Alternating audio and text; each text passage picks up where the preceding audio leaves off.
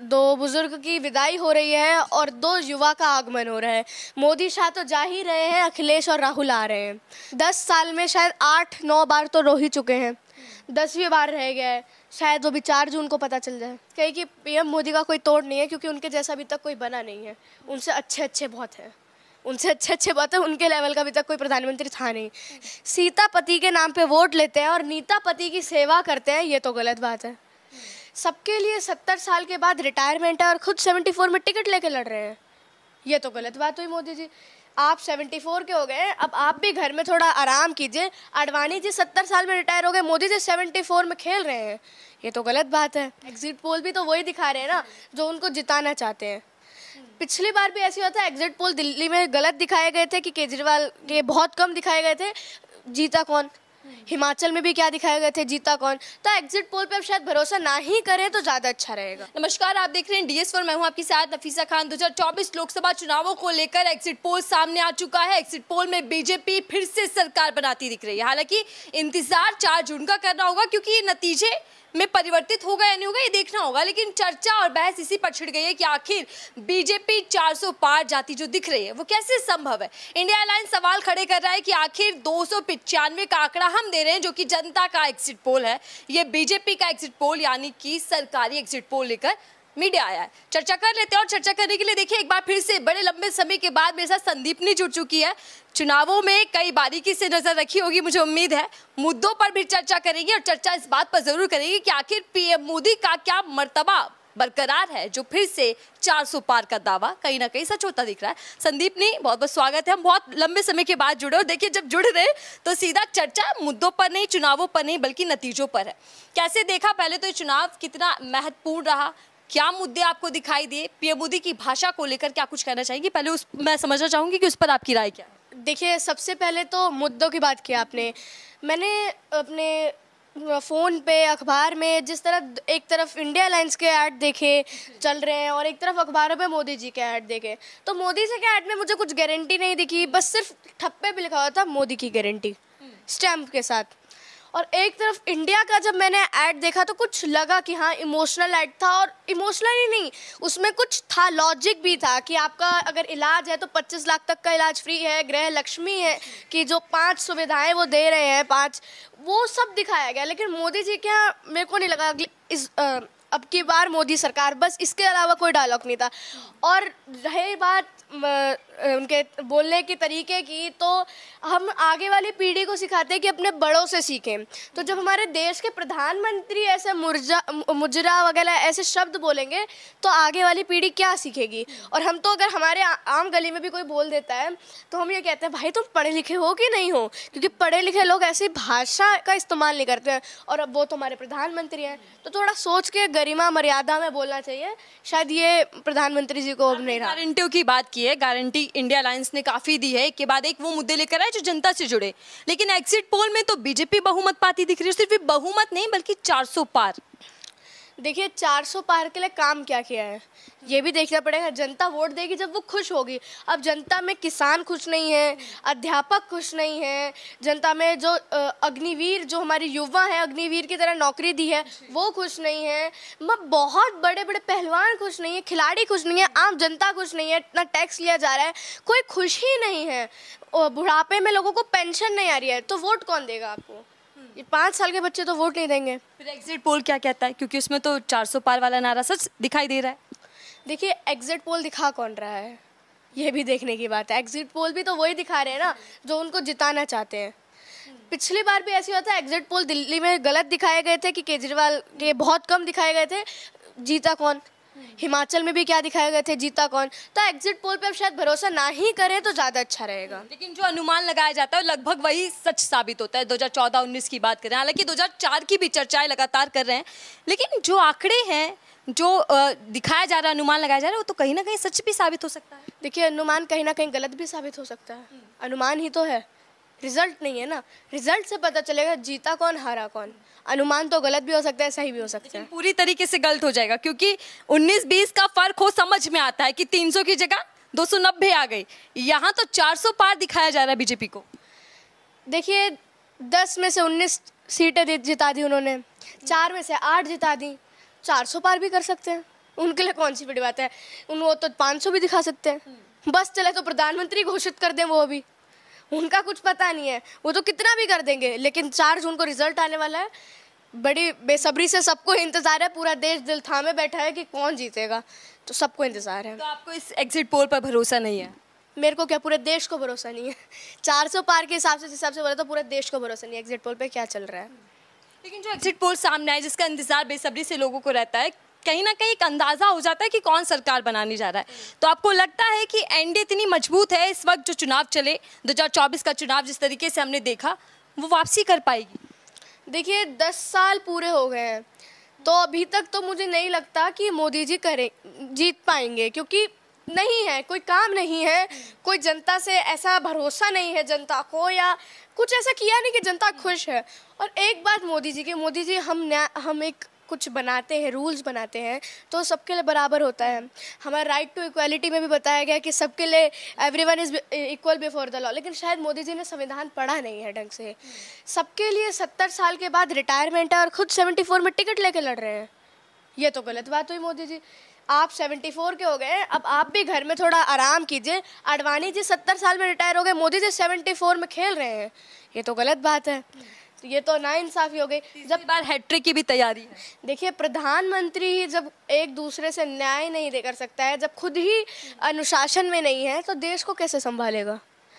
जो रूल खुद से बनाए हो, खुद ही फॉलो ना कर रहे हो, तो ये तो फिर गड़बड़ी की बात होगी ना। ये तो ये हो गया कि संविधान का पालन ही नहीं कर रहे हैं। अच्छा, इंडियन अलायंस के लोग जो हैं, नेता, वो बोल रहे हैं कि अभी जनता का जो एग्जिट पोल है वो आना बाकी है, हम 295 सीटें हासिल करने वाले हैं। आपको लग रहा है कि इंडियन अलायंस की बातों में कहीं ना कहीं दम है? किस विश्वास के आधार पर वो ऐसा बोल रहे हैं? देखिए 5 गारंटी, भारत जोड़ो यात्रा आपने देख ली, जनता का प्यार आप देखेंगे ना इस बार। ये तो बहुत कम बताया उन्होंने। मेरे हिसाब से तो बीजेपी 100 पार कर जाए बड़ी बात है।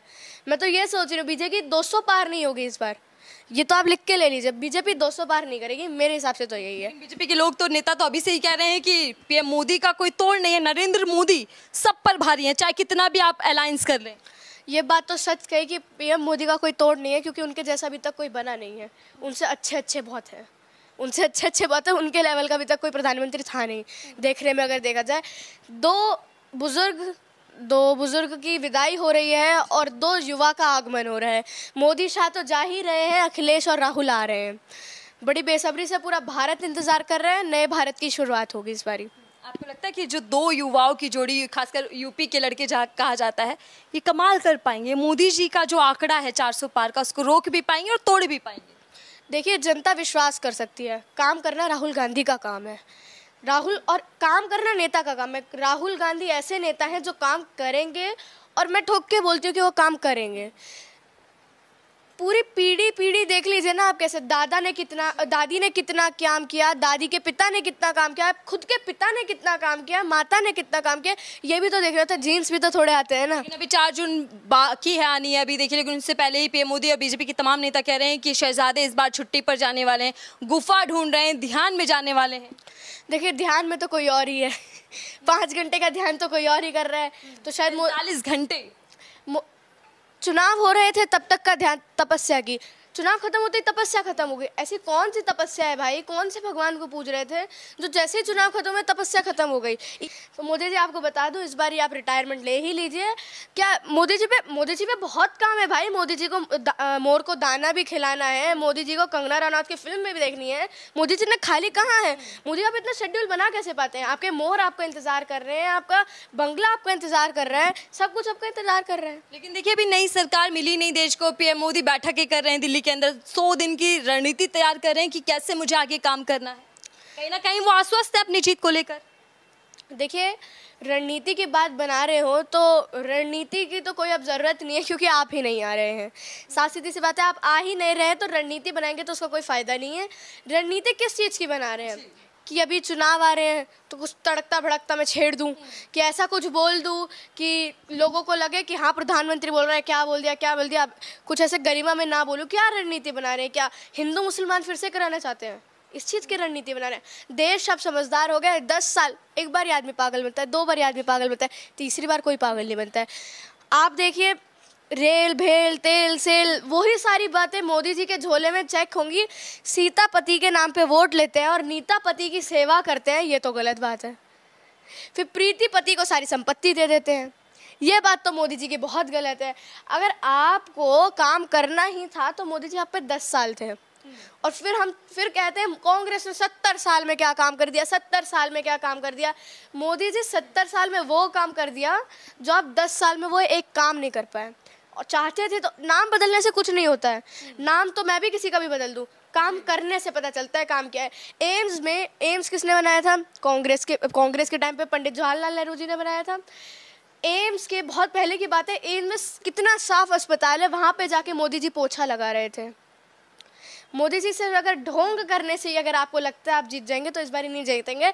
10 साल में शायद 8-9 बार तो रो ही चुके हैं, 10वीं बार रह गया है, शायद वो भी 4 जून को पता चल जाए।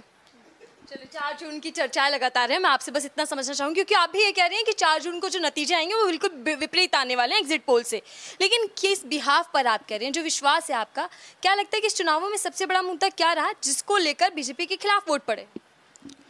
महंगाई, बेरोजगारी, पेंशन और बहुत सारी बातें रही इस चुनाव में।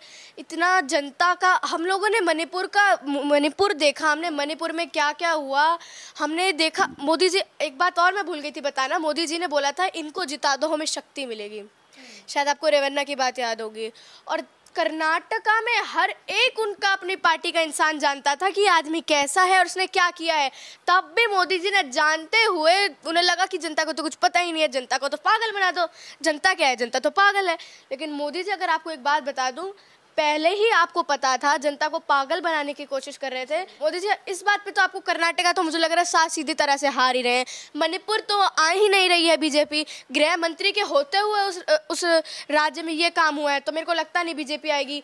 आप कहीं नहीं देख, गुजरात के चांसेस हैं, शायद अब गुजरात की जनता भी, गुजराती मैंने सुना है गुजराती बहुत समझदार होते हैं, एक बारी पागल बन गए, 2 बारी पागल बन गए। गुजराती ऐसे तो नहीं है जो 3-3 बार पागल बन जाए, तो इस बारी गुजरात से भी शायद मोदी जी का इस्तीफा लगने वाला है।